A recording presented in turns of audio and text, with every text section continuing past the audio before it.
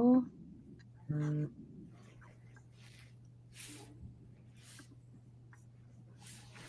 Okay, perfect. We are live. And then let me just go live on Instagram. Sorry, it's like a little separate thing I gotta do. You're good. You're good. Okay. All right. Thank you everybody for joining. We are about to get started. Sorry. Everything's everywhere. Trying to get the live platforms. Listen, But you are getting it all together, all set and ready. I'm excited. yes. Okay. So thank you to everybody who's joining in. Feel free to comment, whether it's on LinkedIn, YouTube, wherever you're meeting us from. But welcome to Office Hours, where we tap into the minds of industry leaders shaping the culture behind the curtain. Today, we're joined by Sierra Lever, head of hip hop, R&B, and Afrobeats at Amazon Music, from championing artists at labels like Motown and Columbia to building out major moments like Kendrick's Pop Out, which is a big deal. Dreamville Fest, of course, which is one of my favorite things that you've done, Sierra, personally, and has been pivotal in bringing underground talent to the spotlight. If you're an independent artist trying to level up, this conversation is for you. Sierra, thank you again for joining us. Of course. Thank you, Nyla. Hi, everybody. Excited to be here. Yes, if you guys have any questions, feel free to drop it in the chat and we will tap in with you guys throughout the conversation. But my first question for you, Sierra, is you've helped shape Amazon's music, hip hop, R&B, and Afro beats. What does it take for an indie artist to stand out in a DSP system today? I mean, it's one, we know that just getting on playlists is oftentimes can feel like it's very difficult to do, right?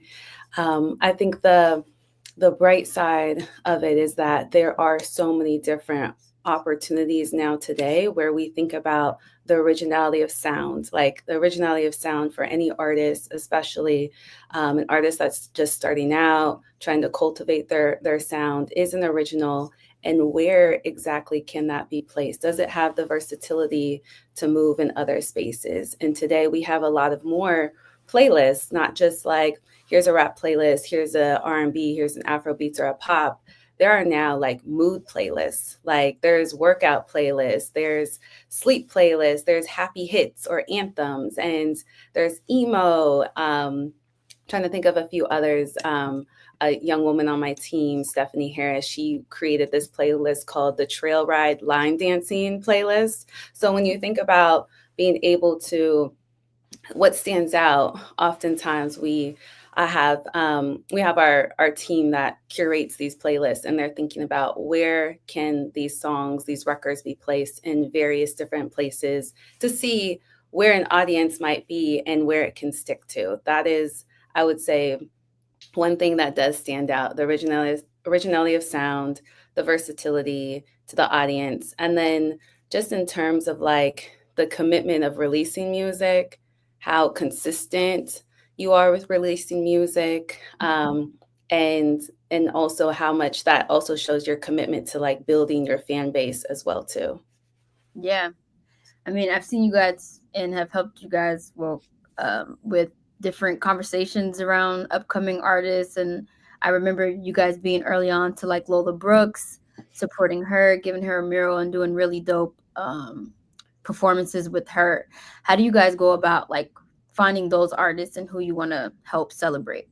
Man, well, it's like it's really difficult to like just narrow in on one artist because I mean, there's so many new artists today that are just like paving their own way. But we have a small team, we have a really small but mighty team, and a team that's culturally tapped in, and we balance the cultural element with the data as well too. And so we look at talent, we're like, okay, who is also consistently putting out music and who has a plan? And, Lola Brooke, she was one that had a plan. She had this vision. She was releasing her new project. She was dropping some records. She was doing promo. And we take note of the commitment. Like I definitely take note of a commitment of an artist to their own vision and how much work they're putting behind it. And so when you're able to put out new content, put out new records, but also you're committed to, okay, this is my next step. I'm going to go on promo. I'm going to be in this space. I'm going to meet this artist, get this cosign. Like those things start to stand out. And Amazon Music, we have a program called Breakthrough. And so that is a program that extends for about a year long, of being able to support an artist on their journey. But it definitely starts with the artist and their team having a vision for where they would like to go. Love that. Shout out to the Breakthrough platform. I think it's very important, and I'm so happy you guys have that. But how would you say that, or how do you identify if an artist is ready for a next level? Like, is it more data, or is it more like based on the plan, like you were Yeah. saying? I mean, it is, I mean, when I think about it, I look at like, what is the artist's like vision, right? For you to succeed, you need to know the vision of where you want to go on that roadmap. You have to have the discipline to stick to it. And there is the balance of data and being able to see. I always like think about the data. So you might know like your fan base is here in LA, but it's not until that fan base starts to trickle up in Portland, Oregon, to the other side of the country, in Atlanta, to up in New York City or Chicago or wherever, like you have to start to see exactly like where people are starting to pay attention to you. And so one, it is owning in like your hometown. That is a big piece. I personally feel like to any artist, like success story, like how are you received in your hometown? How do you show up? How do you put on? And then at one point after that, where are you going to next?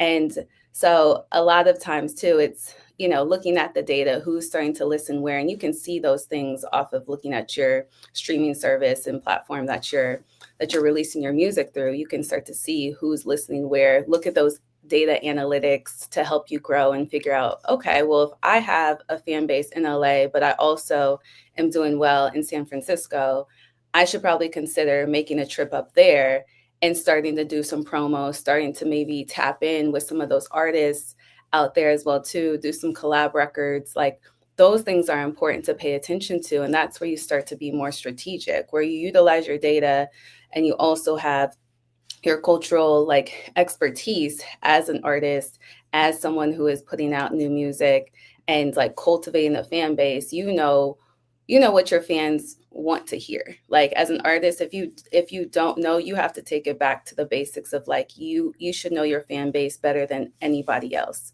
And it's not just like being able to say, oh, I can go to this show or I know these people. It's a matter of like who's also willing to pay for you, and also like who is also wanting to meet with you as well too.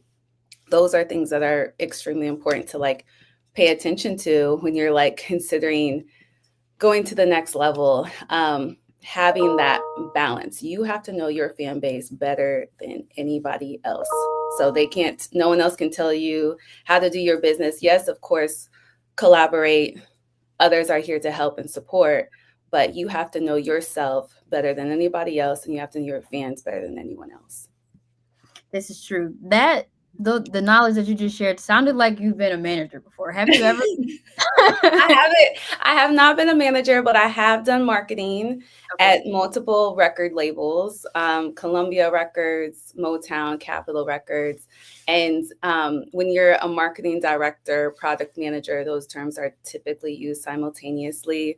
When you're at like a record label, you have to know every single part of like the business, because every piece of the plan as a marketer, like you have to know what's going on the streaming side. You have to know what's going on at radio, where the music is at, when it's getting turned in, when you want to drop it. So it's like, I think coming from that sort of background does have some managerial like skills behind it too. Yeah. For sure. Now, coming from major labels like Motown, like Columbia, and then pivoting to Amazon, was there anything from, because I feel Yeah. like you're two different worlds. Like I think right now in music we kind of have like old traditional media, and then we have like new media forming with companies like Amazon. But was there anything that you took away from your label experience that you brought over?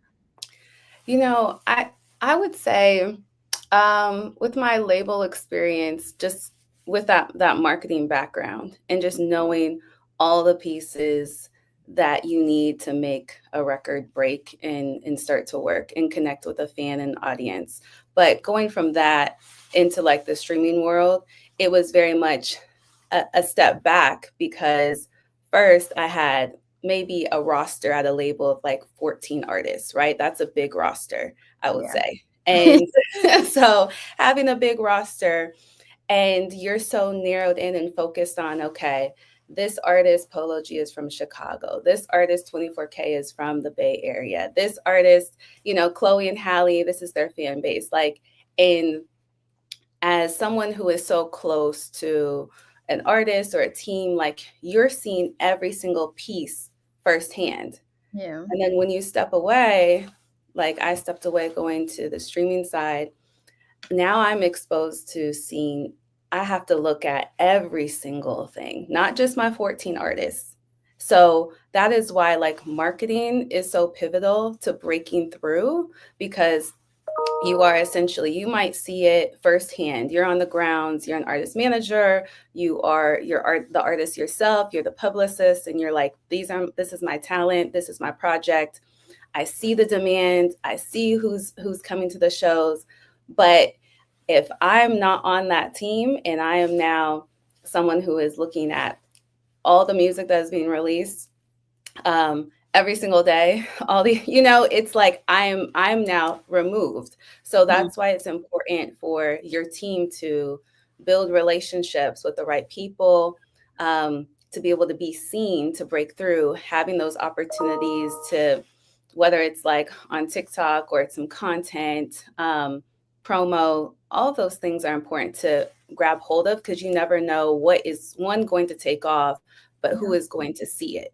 And just because you're seeing it firsthand doesn't mean that I might be seeing it, but that one content piece that you do might hit my algorithm and I might see it.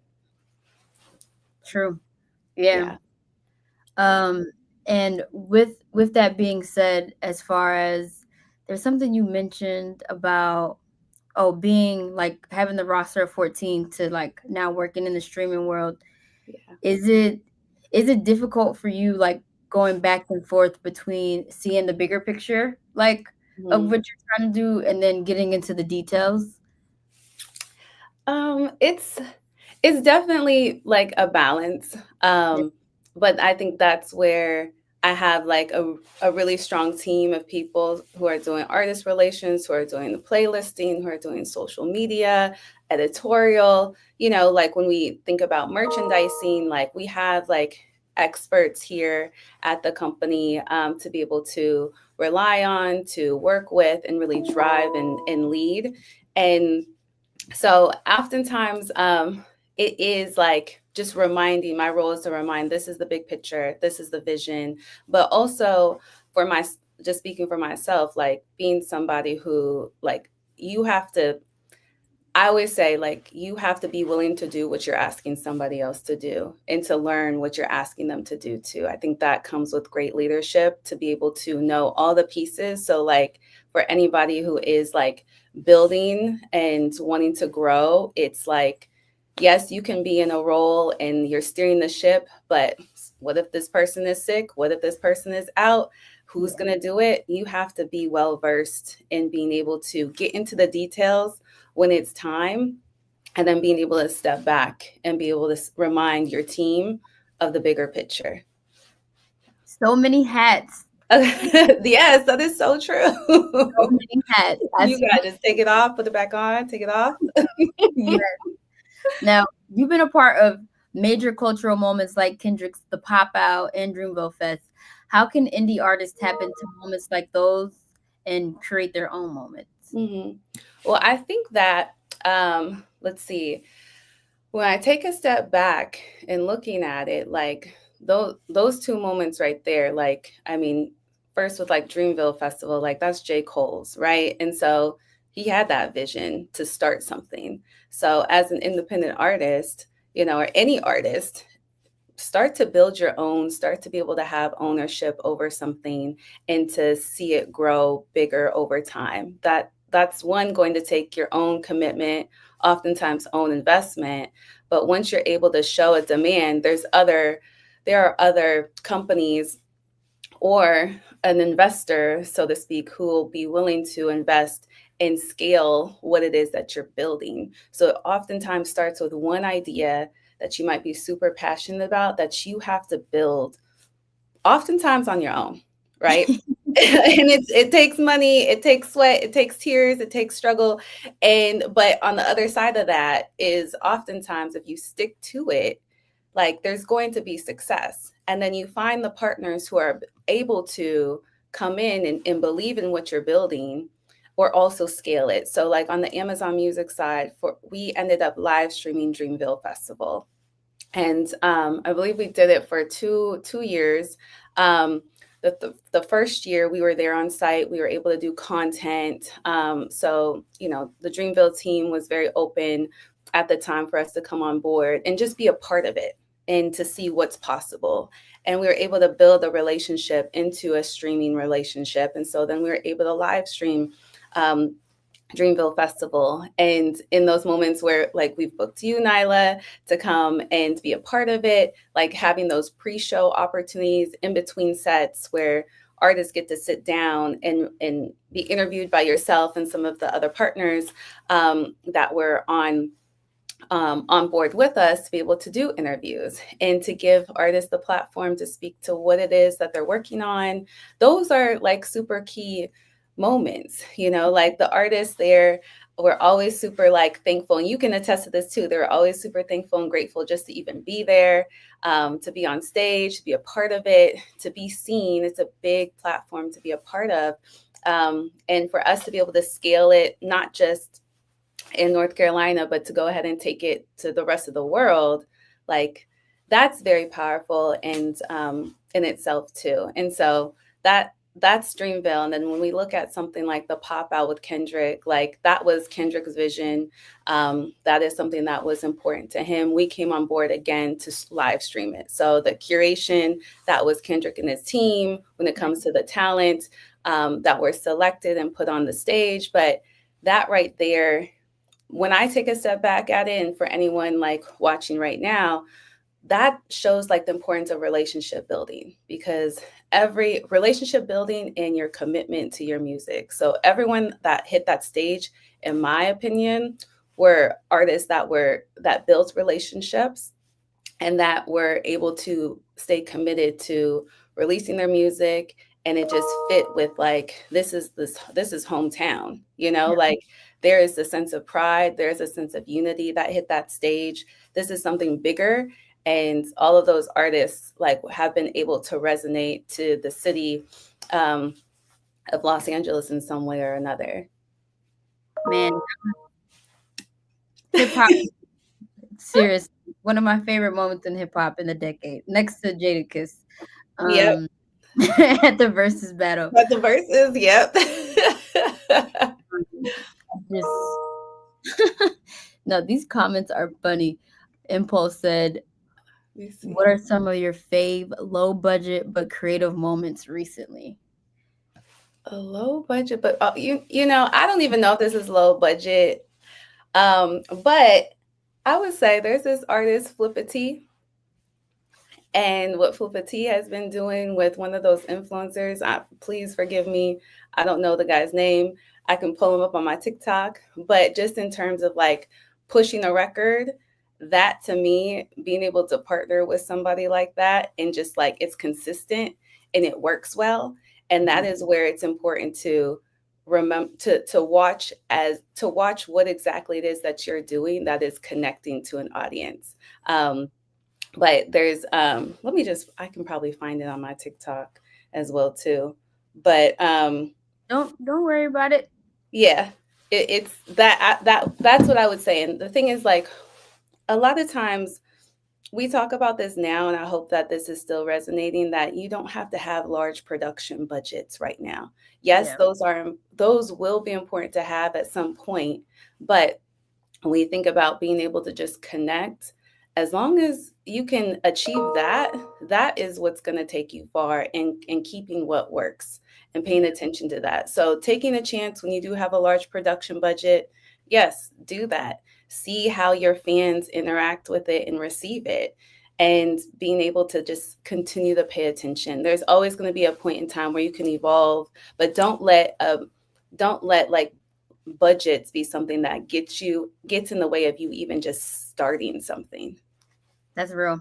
Yeah. Very real. And I love what you said about in reference to Dreamville Fest, but I think this applies to the pop out too. It's like those live streams, one really makes you feel like you're there even if you're not there, and they're kind of just like a front row seat to the culture because you get to watch, like the performances, but then you also get like the commentary, like you get the Yeah. ESPN little back and forth banter. So That's so true.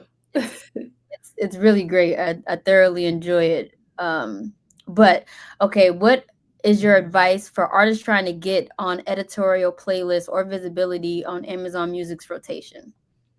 My advice for just like any streaming, playlists, I would say is like, one, just it all starts with the music. So like put out records that people want to hear, and don't just stand on just one, but release consistently. And not to say drop one a day, or one a week, like just really have a strategic plan behind it. But it's not enough just to release one record and walk away. And it's not enough to just release a song and have no marketing behind it. And so when I go to like an artist, social page, like their Instagram or their TikTok, if I don't see that you're pushing the record, that right there, I don't feel like you believe in it. And so I have to be able to see any fan. I think that's probably any fan. If they look at your page and they don't see that you're actively promoting your latest release, then it's like, why should I could be committed to it if you're not committed to it? You know, that's one thing. But to be able to like connect and get on the radar, marketing is super important. When it comes to socials, when it comes to being able to take a record to radio or to be able to perform it at different, shows, whether it's your own show, your opening, take it to the clubs, getting it on the radar of DJs around, your city. Or if there's other cities and you have, I don't know, if you're bi-coastal, like being able to just tap into all of your resources and letting people know, hey, DJ so and so out of New York, DJ so and so out of Chicago, like this is my new record. And it's not enough to just put it on your socials either. Yeah, Start to hit people up personally and say, hey, like this is my new record. Any love and support, however we can do the work, let's do this. And it's just that little like one step that feels tedious, and it might feel like, oh, I'm doing too much. No, you're not doing too much. Like you put your heart and soul, I hope, into like making the music, putting your money behind those things. Like you got to go ahead and talk to people about it. And that is where like you also pull in partners, you pull in a team. Um, and that's important to have too. So it's not just on you. Find those people who believe in you and ask them to help you out in those spaces. she's like, hit those people up, be Hit annoying. 'em. You have to. And then one day someone's gonna be like, oh wait, I actually do. I like this record. Like, and you just never know. Like if you don't take the swing, you'll never know if you can hit it. That's true. What would you say is a good way for artists to go about building authentic relationships with different influencers, platforms, brands, Yeah. etc.? Well, one, I think it's being in kind of like the same, trying to find the spaces that of wherever, folks you're wanting to connect with.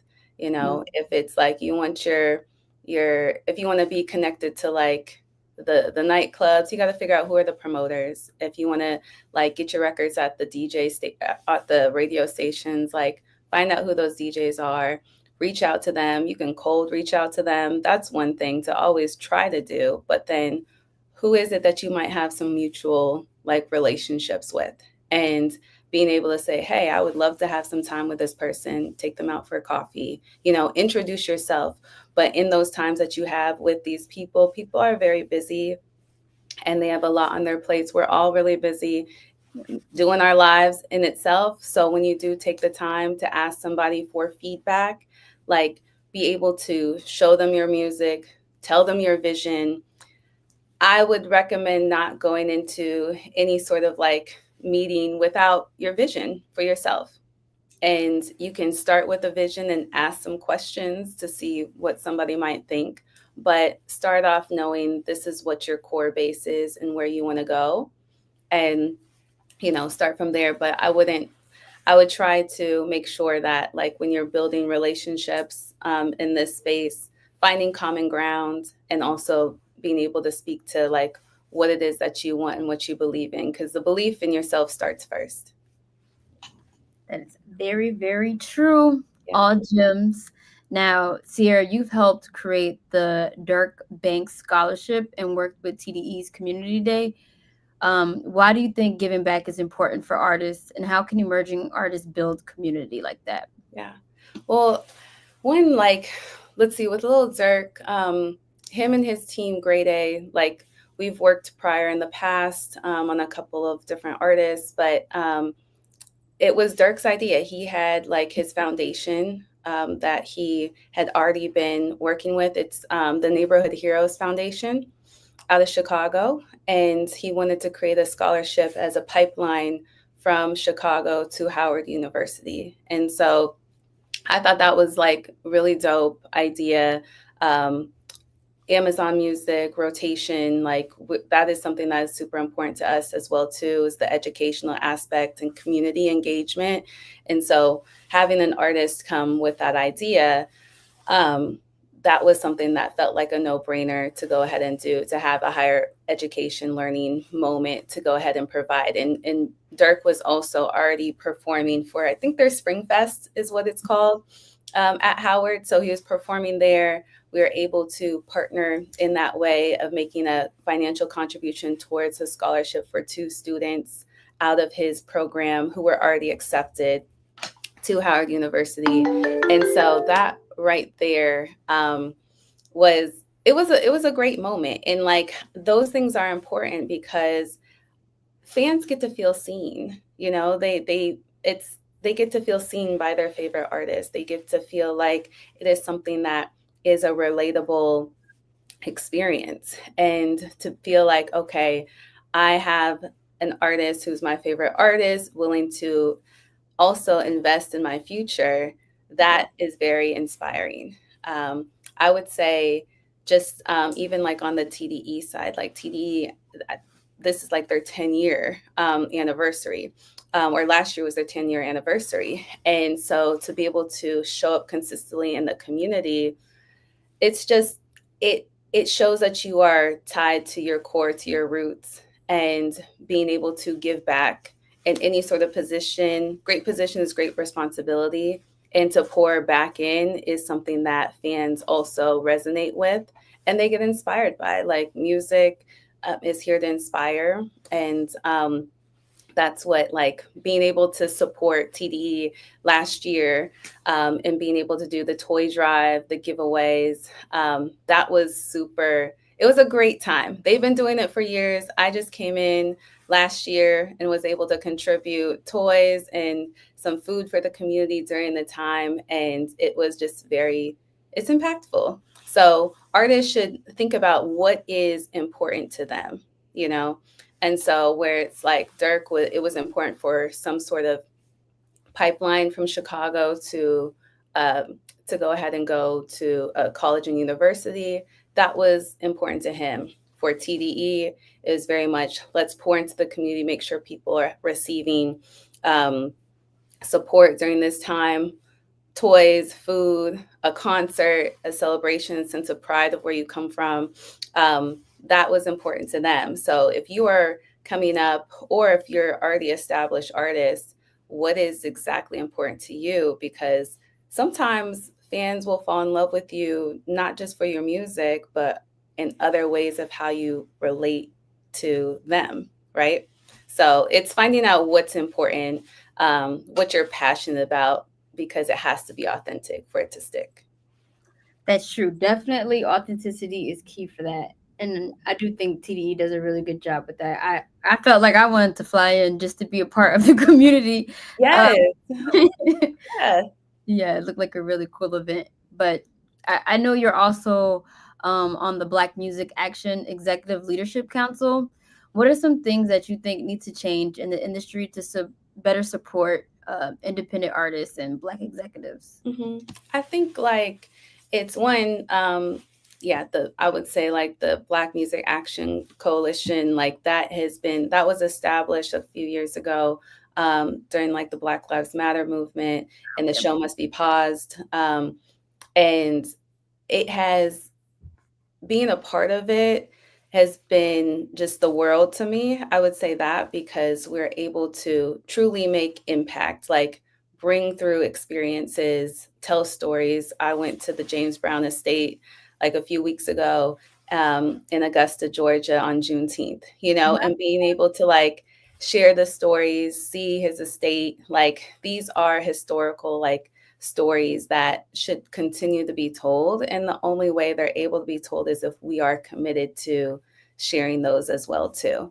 And but I definitely feel like the change or the improvement, I would say more like the improvements that we can make are one, being committed to like developing talent when it comes to artists, developing executives as well, knowing that, you know, you might be however many years in the game in the industry too, but you can still always continue to grow and develop and polish yourself because things are changing every day. There's new tools, there's new media. One thing was cool today, it's not cool the next day. But also like how are you preserving like what is authentic and what, needs to remain honored. Like it is additional work, but there needs to be a commitment to to the development, in yeah, having stronger skills, being able to own, your own businesses, and being able to work together and like build and uplift community. I think that will be like a forever thing that like we should always stay committed to because I don't feel like we're gonna reach one moment and say, yes, this is it, and we've got it figured out just because of how, the world and life continues to evolve. But being able to recognize like talent and the needs to uplift. It's very much, let's uplift independent artists, the ones that are definitely like everyone's building on their own, and being able to provide resources. So if there's ways to provide resources in your positions, like those things are super important. And even if you're not working in music, but you might be, a friend or a family member of someone who is pursuing, music, like you can also still remain a resource, like in promoting like whoever it is that you're championing. They need that too. I agree 100%. Universal King said, "Wow, James Brown." Yeah, that caught my eye too. That's crazy. Um, Yes, and then Impulse says, "We need a boutique label resurgence. TDE and Dreamville should not be the end of the road." I agree. Yeah, we got to Yeah, keep going. You got to keep establishing your own. yes. Brandon Williams said, "Posted this stream." Okay, thank you. We appreciate that. Sierra, that means you are doing amazing. Woo And then woo. Robert Brown says, "Hi Sierra, besides streaming, how does Amazon Music function in relation to how record companies function?" Hmm. Let's see. I would say besides streaming, like we offer support when it comes to like merchandising as well too. So when you think about Amazon, there's also the retail side. When an artist is releasing new music, they can go ahead and create an online store on amazon.com. That is another avenue to be able to again extend yourself to a fan base, and provide some promotional support of like, here's my new music, here's my new merch. So merchandising is one. The breakthrough program was another one that I mentioned earlier on, to artists who are new and developing and being able to help cultivate the roadmap that they have established and where we can provide support to. We're able to. We also do Amazon Music original songs. And so last month, it was Black Music Month in June, and the team went ahead and worked with a few different artists in releasing exclusive records. And so we had a record with Leon Thomas and Dylan Sinclair, Oh, and they did a cover of Brown Sugar in celebration of D'Angelo's 30th anniversary. So that came out on June 13th, last month. And then Erica Badu released an original song as well too.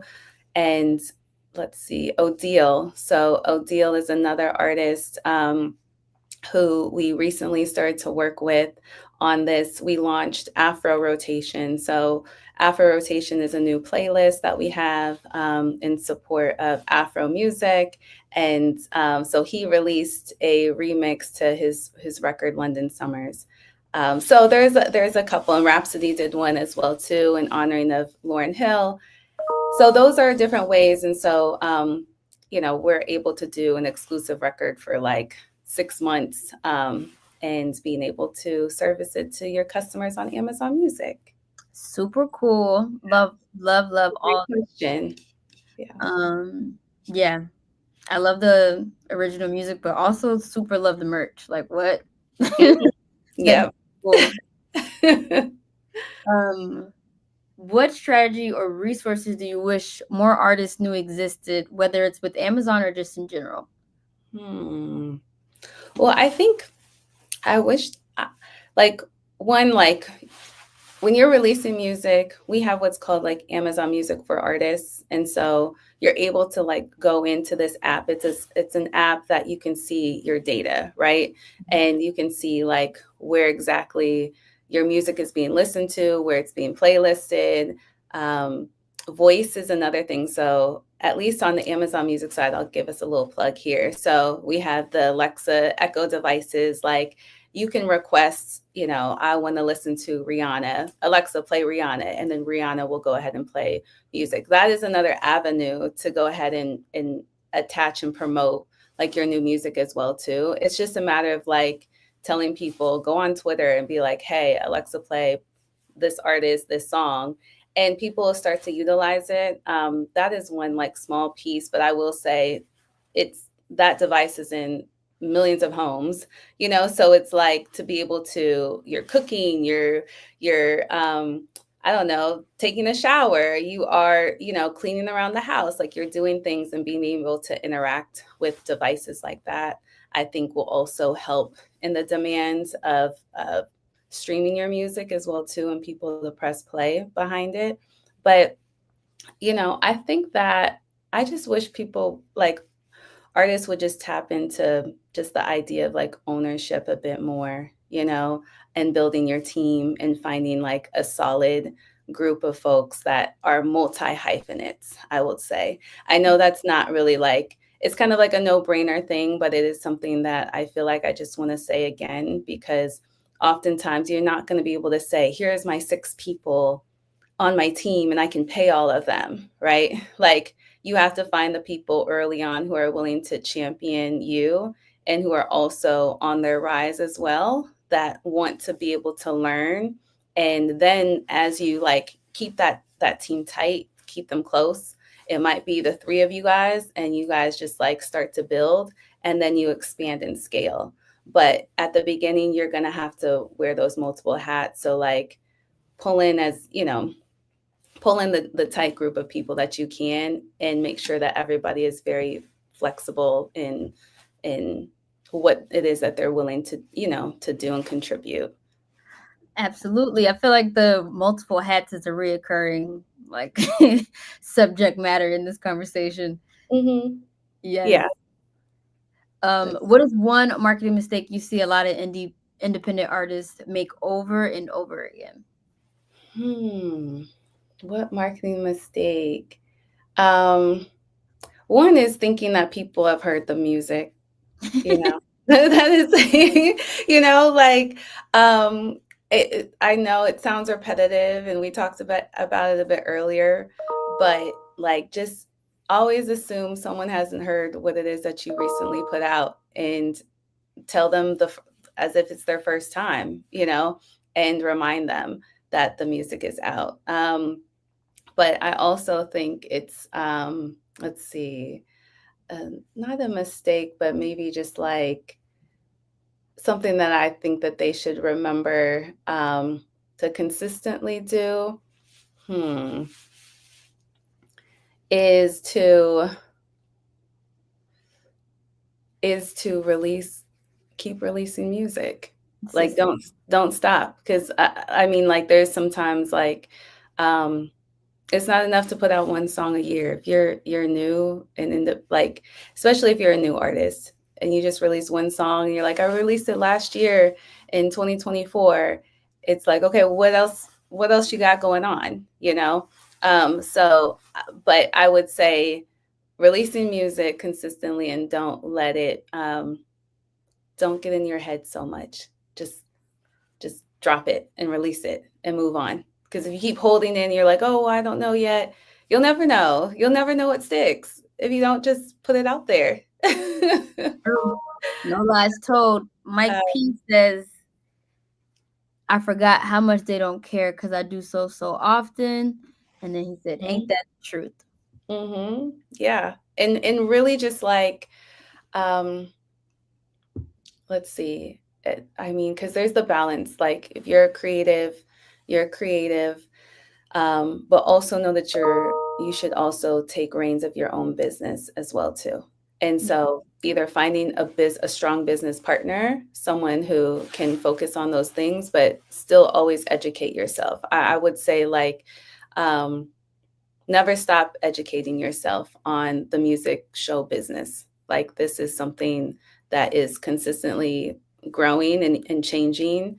And for you to stay consistent and relevant and keep up, you have to also, like, pour into yourself, like, knowledge as well too. So it takes extra time, but it is very more well worth it in the end to be able to know what you're talking about, Yeah. and make sure you don't get played, and make sure that you are, like, you know like, creating your own business that you can, like, sleep at night behind, and things are going on the right track, what is coming in, what is being put out, like, what your vision is, like, consistently educating yourself on how things work. And a part of that is just asking questions.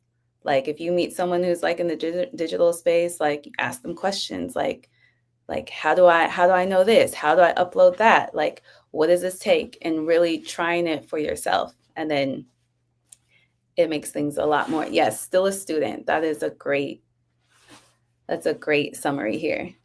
Yeah. Okay. And my last question for you before I let you go is, what is the next for Amazon Music? I know you guys expanded with Afrobeats, but what can we expect from you guys to come? That's a great question, because there's always fun things going on over here. Let's see. We are still one. We just did, like, a really new, like, redesign, and look and feel. So if you do go on Amazon Music and you look at our marquee playlist, there's rap rotation, R&B rotation, and Afro rotation. Um, we are we have a new look and feel, so it feels great. That is, like, all the work that just happened. We live stream Erica Badu for Black Music Month as well too on Juneteenth. That was major. It was out of Dallas. And just looking ahead, we're still building and expanding, so you can start to see new content coming from rotation. We have a podcast that will be coming soon, so more to come there as we start to roll out. You guys will, I'm sure, you follow Nyla, you'll be able to kind of see what's next when the time comes. but definitely like in the podcasting world and being able to showcase artist stories. That is a big thing. And then for Amazon Music, holiday is also very huge in our world. So I'm sure you'll be able to, if you're into the holiday spirit when it comes to time, like we have a handful of like original songs that come out, but we're always doing like cool innovative things. But I would definitely say be on the lookout with rotation in the podcasting space, and there'll be more to come there. Yes. Okay. I'm excited. I'm definitely a big fan of everything you guys are doing with rotation, direct, all the live streams, like, Yeah, and not even just as like a person who sometimes gets booked for it. Like I just genuinely like watching it because it's high quality. Um, thank you. yeah. No, and Nyla, thank you so much too. I'm a shout out Nyla because she has been working with us for a couple years now, and to be able to be a part of like your journey and the media, like Maven that you are becoming, and when I tell you like your voice is super important to the culture, it's very important to the culture. Yeah. And artists and talent, they get excited when we end up working together. So thank you so much for your contributions to the culture as well too. Thank you, Sierra. Of Don't course. don't get me emotional on here. I appreciate you and all the gems that you dropped. Is there like a preferred way you would like people to contact you if they would like to get to know you? Should they follow you Yeah. on Instagram or? Yeah. You guys can follow me on Instagram. It is my first last name, Sierra Lever. And then also LinkedIn is like another avenue as well too. I tend to like keep some things posted. If it's not on my social media on Instagram, it's posted on LinkedIn to stay connected. But those are kind of like the two key points to reach me at. Beautiful. If you're an artist watching, I hope you guys took notes and learned something from this conversation, whether it's building your fan base or getting some major looks as an independent artist. Please stay tapped in for more episodes of Office Hours. We will be back. Thank you again, Sierra. Until next time, guys. Peace. Thank you.